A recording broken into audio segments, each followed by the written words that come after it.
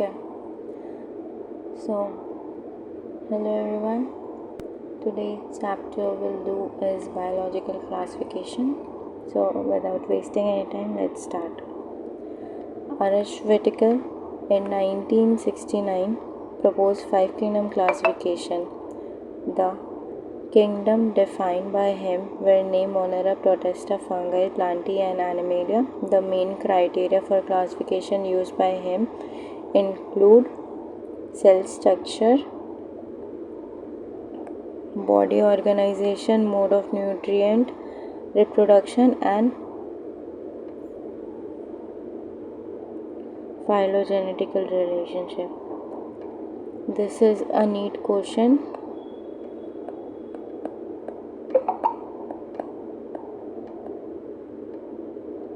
I think NEET 2014 NEET 2014 question. So on the basis of body structure, mode of nutrient reproduction, and genetical relationship, these kingdoms were classified. This is the table given. You have to learn it. You have to learn this table, and then the three dominant system has also been proposed that divides kingdom Monera into two dominant, leaving the three dominant eukaryotic kingdom in the third dominant, and thereby a sixth kingdom classification.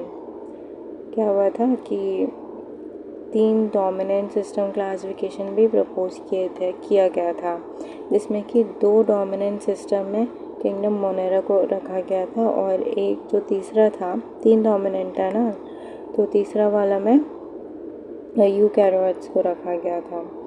Eukaryotes और Monera एक ही में रखा गया था, लेकिन जब तीन kingdom हुआ तब मोनेरा को दो में रखा गया और थर्ड वाला जो डोमेंट था उसमें बाकी सारा यूकैरियोट्स को रखा गया, जिसकी वजह से सिक्स किंगडम क्लासिफिकेशन भी हुआ, जिसके बारे में हम लोग बाद में पढ़ेंगे।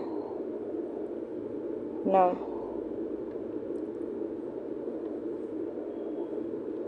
let us look at the five kingdom classification to understand the issue and consideration that influence the classification system. Earlier classification system included bacteria, blue-green algae, fungi, mosses, friends, gymnosperm and angiosperm under plant.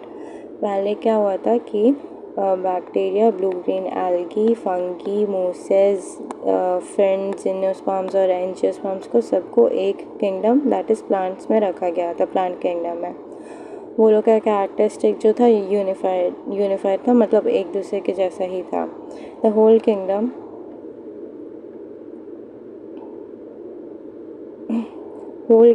was that all the organism included have a cell wall. किस basis पे रखा गया था ये सारे को कि ये लोग के पास सेल वॉल है, इसलिए ये लोग को प्लांट किंगडम में रखा जाएगा। This place together group which finally differ in other characteristics.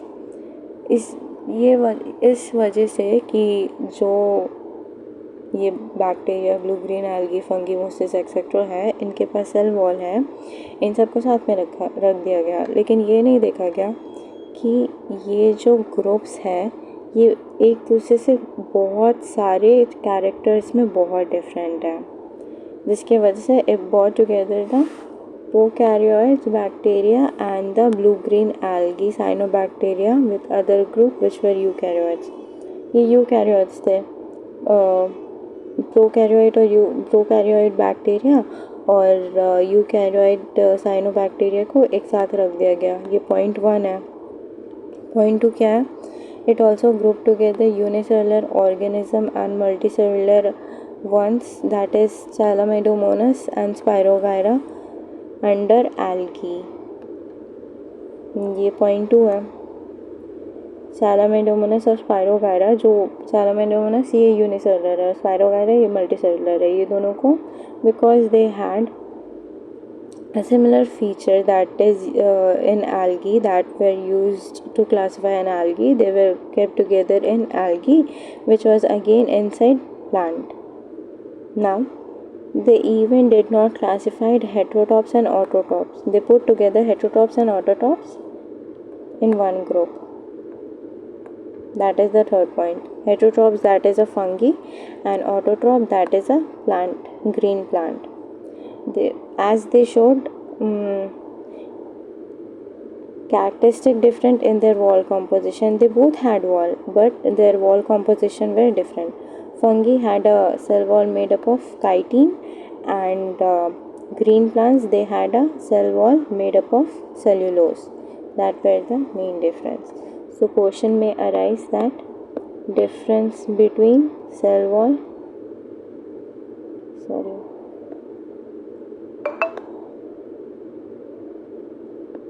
of fungi and green plants. Okay, so fungi cell wall is of chitin, and green plants, that is of cellulose. Now let's see here.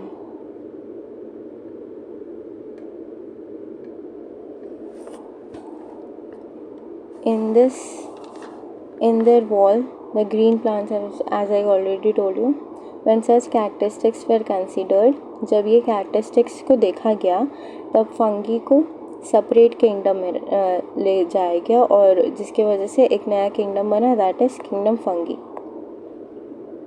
All prokaryotic organisms were grouped together under kingdom Monera. ये सब criteria को जब देखा गया, तो सारे को अलग अलग में किंगडम्स में डाल दिया गया, और एक इवन क्लासिफिकेशन हुआ, जिसके वजह से जितना भी सेल्यूलोजिक वाले काइटिन वाले सेल वॉल ऑर्गेनिज्म थे, उनको फंगी में रखा गया. जितने भी प्रोकैरियोटिक ऑर्गेनिज्म थे, उनको मोनेरा में रखा गया, और जितने भी यूनिसेलुलर यूकैरियोटिक ऑर्गेनिज्म थे, उनको प्रोटिस्टा में रखा गया. Kingdom Protista has brought together Chlamydomonas, chlorella, which were placed earlier in algae,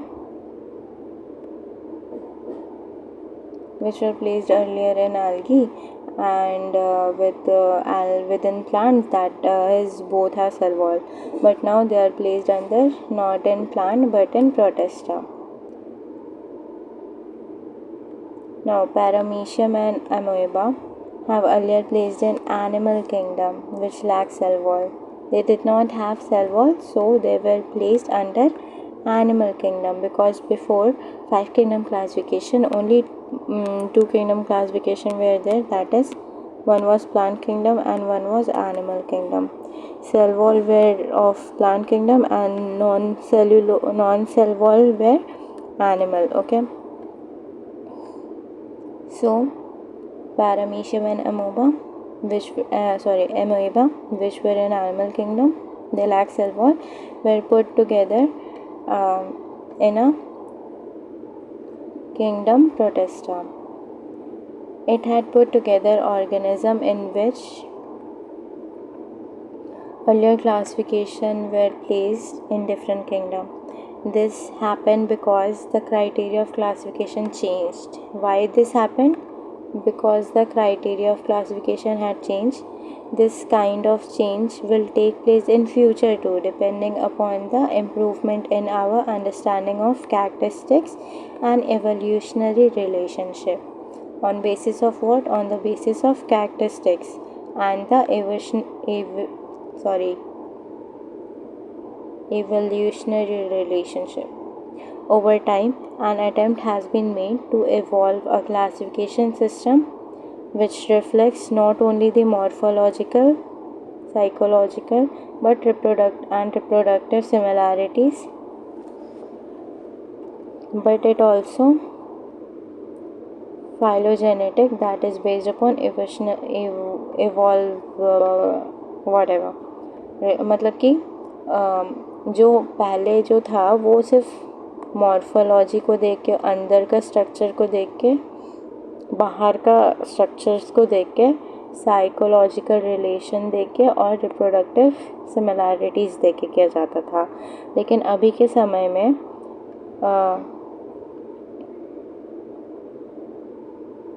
phylogenic relationship भी देखा जाता है, दैट इज़ कैसे वो चीज़ इवॉल्व हो रहा है। ठीक है, मतलब पहले क्या था अब क्या हो गया, जैसे इंसान बंदर से इवॉल्व हुआ है वैसे टाइप के relationship. In this chapter we study the characteristics of kingdom monera protista fungi, that R.H. Whitaker system of classification. The kingdom plant and animal commonly referred to as plant and animal kingdom respectively. Okay, so let's start kingdom Monera.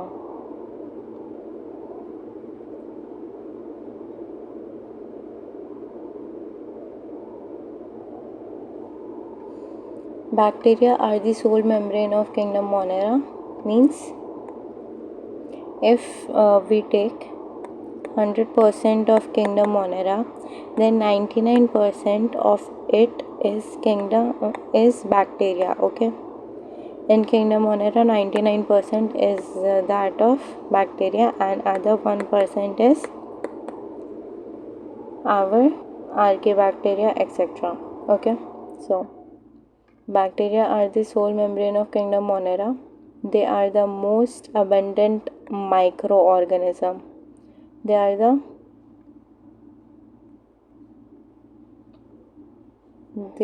the most abundant microorganism. Bacteria occurs almost everywhere. Hundreds of bacteria are present in a handful of soil. They also live in extreme habitats such as hot springs, desert, snow, deep ocean, even every few other life form can survive where मतलब कि जहाँ कोई नहीं रह सकता है वहाँ bacteria मिल सकता है। जैसे कि हॉट स्प्रिंग, अगर हॉट स्प्रिंग में रहने वाला कोई ऑर्गेनिज्म है तो वो स्नो में नहीं रह पाएगा। अगर स्नो में रहने वाला कोई ऑर्गेनिज्म है तो वो हॉट स्प्रिंग में नहीं रह पाएगा। लेकिन बैक्टीरिया ही एक ऐसा ऑर्गेनिज्म है that can also live in hot spring and snow, even in deserts, even in deep oceans. Okay, it can live in extreme habitat where other life forms cannot survive. Many of them live in other organisms as a parasites. Okay, so location of bacteria we have got everywhere, especially in hot springs, like they can survive in hot springs, deserts, snow, deep ocean, even in other organisms as parasites. Bacteria can survive in other organisms as parasites. Bacteria are grouped under 4 categories based on their shape. Now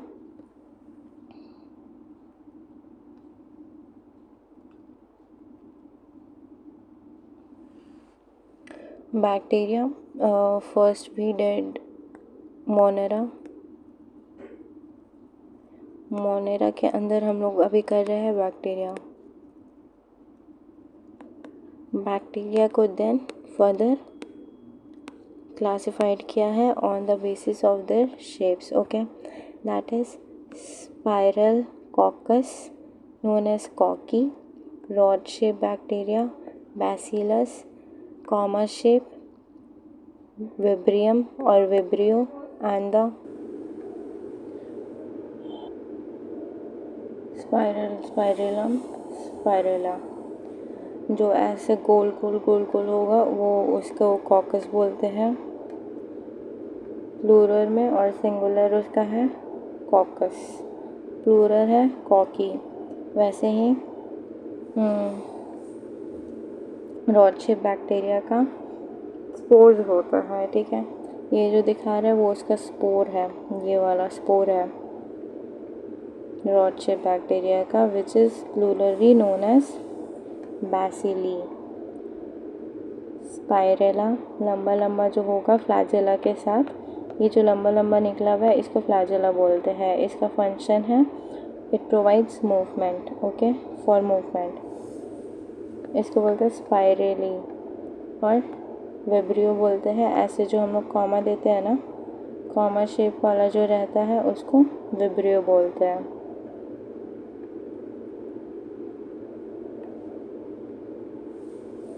ये था हमारा kingdom Monera. अब kingdom Monera का हम लोग पढ़ेंगे archaebacteria, you bacteria, फिर आएगा हमारा kingdom Protista. Though the bacterial structure is very simple, they have a very complex behavior. हमें स्ट्रक्चर तो बहुत सिंपल लग रहा है लेकिन इसका बिहेवियर बहुत कॉम्प्लेक्स होता है। If you want to know the detailed structure about the bacteria, you can visit my next video. Compared to many other organisms, bacteria as a group show a complex extensive metabolic diversity. metabolic तो तुम लोगों को पता ही होगा, अंदर में जो reactions metabolism वाला मेटाबॉलिक, वैसा जो मेटाबॉलिक रिएक्शन चलता है वो बहुत एक्सटेंसिव होता है, मोस्ट एक्सटेंसिव होता है बैक्टीरिया में। That's why some of the bacteria are autotrophic, that is they can make their own food, synthesize their own food from the inorganic substance, maybe photosynthetic autotrophic or chemosynthetic autotrophic. The vast majority of bacteria are heterotrophic. They depend upon other organism or their organic material for food. यहाँ पे पहले तो हम लोग देखे थे bacteria का classification on the basis of structure, chart था वहाँ पे हमारा। अब देख रहे हैं बैक्टीरिया जो है और भी डिविजन्स में है, that is on the basis of how they consume their food. First is autotrophic, second is photosynthetic autotrophic, third is chemosynthetic autotrophic, and the fourth is heterotrophs.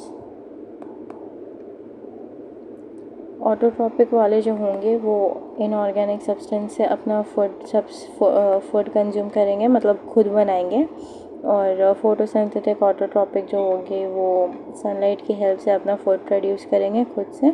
Chemosynthetic वाले केमिकल रिएक्शंस के through अपना खाना खुद से बनाएंगे, और जो heterotrophs होंगे वो दूसरे ऑर्गेनिजम्स पे डिपेंड होंगे खुद के फूड के लिए, either as they will be as a parasites that we have seen earlier, और they will eat organic material from the decaying organisms. अब हम लोग पढ़ते हैं आर्कीबैक्टीरिया के बारे में। ये भी एक टाइप का बैक्टीरिया है।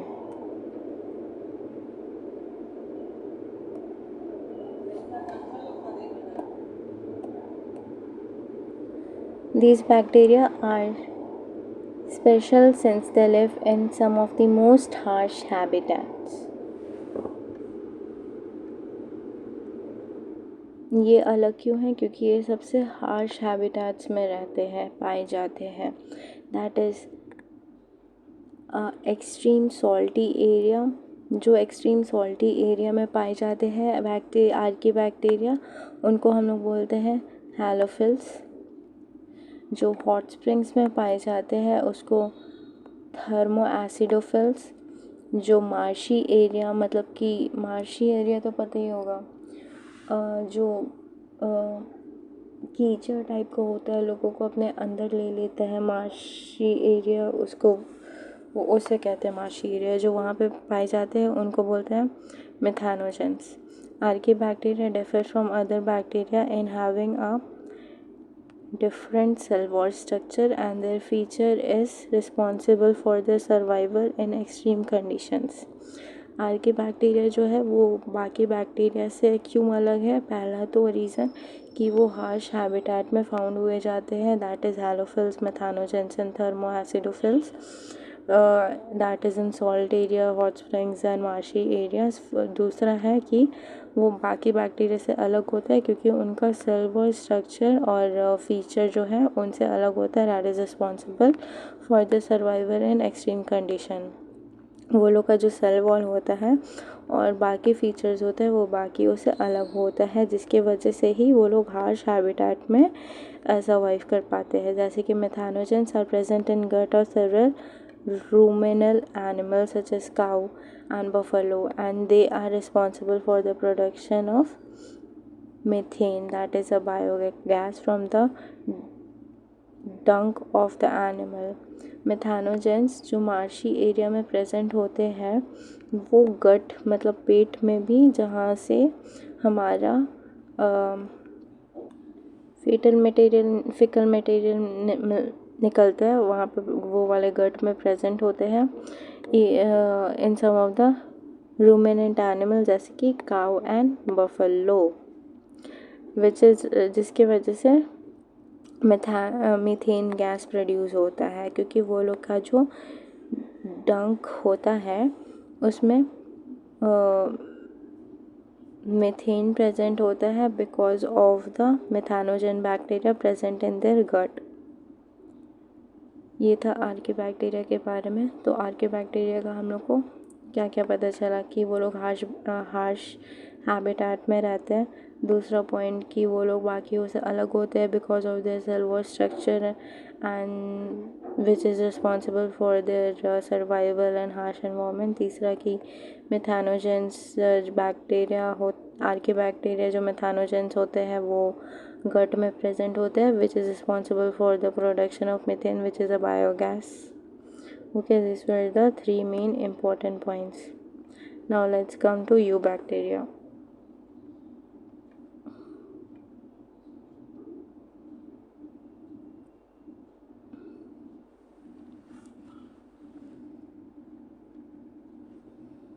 There are thousands of different eubacteria or true bacteria. इनको eubacteria बोलते हैं, which basically means true bacteria. They have a characteristic by the presence of rigid cell wall and if motile a flagella. They have a characteristic, उनके पास cell wall होता है, अगर motile हुए, motile means अगर ये लोग के पास खुद का मूवमेंट प्रेजेंट हुआ तो फिर ये लोग के पास फ्लैजेला रहता है। अगर ये लोग मूवमेंट शो नहीं करेंगे तो फ्लैजेला एब्सेंट होगा, प्रेजेंट नहीं होगा। Cyanobacteria also refer to as blue green algae have chlorophyll A similar to green plants and are photosynthetic autotrophic. इसके साइनोबैक्टीरिया जिसको हम लोग ब्लू ग्रीन एल्गी बोलते हैं वो लोग के पास क्लोरोफिल ए होता है, जिसकी वजह से वो लोग फोटोसिंथेसिस के थ्रू अपना खाना बना सकते हैं। That is Y they made their food by photosynthetic autotrophic. They are photosynthetic autotrophic basically. Cyanobacteria are unicellular, filamentous और कोलोनल। जो मोटाइल होंगे वो फिलामेंटस और जो नहीं होंगे वो कोलोनल। जैसे कि यहाँ पे कॉलोनीज बना के है, that is colonial. Fresh water, marine और terrestrial algae, that is the eubacteria are found in fresh water, marine water, terrestrial algae. The colonies are generally surrounded by gelatinous sheet. As you can see here, these are the colonies and this blue lining, these are gelatinous sheet. Mucilate gelatinous sheet, that is a चिपचिपा सा mucilaginous sheet. Okay, you have to remember the name mucilaginous sheet.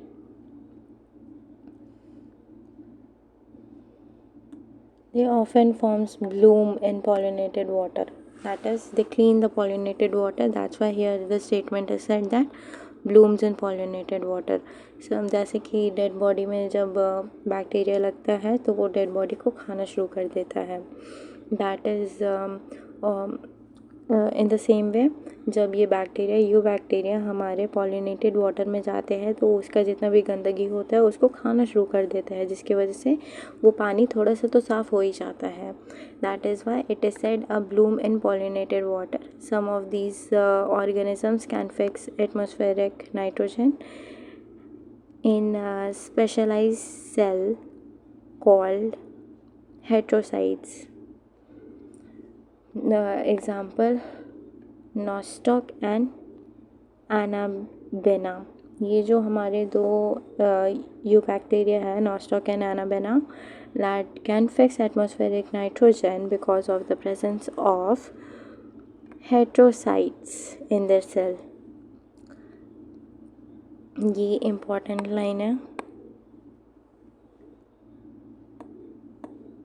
बहुत rough हो गया था। Okay, तो हमारे जो nostoc और एनाबेना होते हैं, अभी हम लोग देखें कि ये लोग एटमॉस्फेरिक नाइट्रोजन को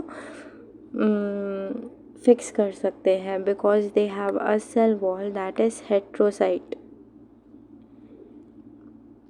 केमोसिंथेटिक ऑटोट्रॉपिक, ये तो हम बात कर रहे थे अपना फोटोसिंथेटिक ऑटोट्रॉपिक यूबैक्टीरिया के बारे में। अब हम लोग बात करते हैं हमारा केमोसिंथेटिक ऑटोट्रॉपिक यूबैक्टीरिया के बारे में। Bacteria oxidize various inorganic substance such as nitrates, nitrites and ammonium and use the release energy for their ATP production. ये जो केमोसिंथेटिक ऑटोट्रॉपिक यूबैक्टीरिया होते हैं वो क्या करते हैं, वो ऑक्सीडाइज कर देते हैं इनऑर्गेनिक सब्सटेंस को, जैसे कि नाइट्रेट्स को, नाइट्राइट्स को, अमोनियम को, ताकि वो लोग इसका एनर्जी को ATP प्रोडक्शन में यूज़ कर सके। They play a great role in recycling nutrients like nitrogen, phosphorus, iron and sulphur. तो केमिस्ट्री तो तुम लोग जानते ही होंगे, जब नाइट्रेट को ऑक्सीडाइज करेंगे तो हम लोग को नाइट्रोजन मिलेगा, ठीक है। तो इनके वजह से रिसाइकलिंग होता है और हमें हमारा nitrogen, phosphorus, iron pure form में वापस मिल जाता है, ठीक है, जो कि हमारा इनऑर्गेनिक फॉर्म में कन्वर्टेड था as nitrate, nitrites, ammonium etcetera. हम अपना दो टाइप के यूबैक्टीरिया के बारे में पढ़ चुके हैं, that is photosynthetic autotroph and chemosynthetic autotroph. अब हम लोग पढ़ेंगे हेट्रोफाइटिक बैक्टीरिया, जो खाना के लिए डिपेंडेंट होते हैं अदर ऑर्गेनिज्म में। They are the most abundant in nature, ये सबसे ज़्यादा नेचर में होते हैं। बैक्टीरिया तो सबसे ज़्यादा होते ही है नेचर में, ऐसा हम लोग शुरू में पढ़े थे मोनेरा का। अब हम लोग देख रहे हैं उसमें से जो हेट्रोट्रॉपिक बैक्टीरिया होते हैं वो और ज़्यादा, मीन्स उसमें से उन सब में से सबसे ज़्यादा हेट्रोट्रॉपिक बैक्टीरिया ही होते हैं। The majority of important decomposers, जितना भी सामान को जो डिकम्पोज करते हैं वो होते हैं हमारे हेट्रोट्रॉप्स, क्योंकि अगर बैक्टीरिया डिकम्पोज नहीं करेंगे तो वैसे ही पड़े रहेंगे, इसलिए bacteria place a major role in decomposition. The majority are important decomposers. Important point again. Many of them have a significant impact on human affairs. They are helpful in making curd from milk. हमारा जो दूध से दही बनता है, that is because of the heterotrophic bacteria. Okay. Production of antibiotic, fixing nitrogen in legume. हमारा nitrogen में जो नाइट्रोजन फिक्सेशन करता है लेग्यूम में, और जो एंटीबायोटिक में हेल्प करता है और जो कर्ड मेकिंग में हेल्प करता है, वो और कोई नहीं, हमारा हेट्रोट्रॉपिक बैक्टीरिया होता है। अब हम लोग जल्दी से पढ़ लेते हैं some of the pathogen causing damage to human beings, that is to human beings, crops, farm animals and pets.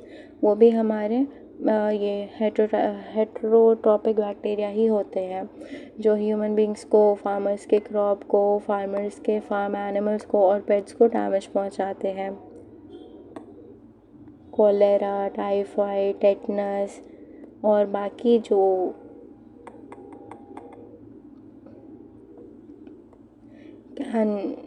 Citrus canker, ये सब जो डिज़ीज़ है, कोरेला, टाइफाइड, टेटनस, सिट्रस कैंसर, ये सब भी हमारा डिज़ीज़ इन बैक्टीरिया से ही कॉज करता है।